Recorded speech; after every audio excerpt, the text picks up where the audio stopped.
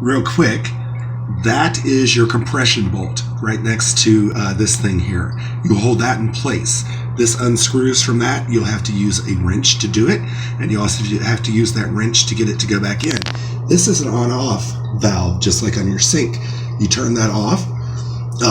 This, look up here, has a little nut on it, and that's how it all connects together. So you're using basically bolts, unscrewed, threaded ends, and attaching them together. And you do have to tighten it up a little bit with a wrench. So that's why you need these tools right here. This holds the bolt, the compression bolt, in place. This helps you tighten the faucet, I would say, or the valve into place. And then this is just an extra little piece if you have trouble with anything else. These were actually what I used in this screwdriver. All right, groovy.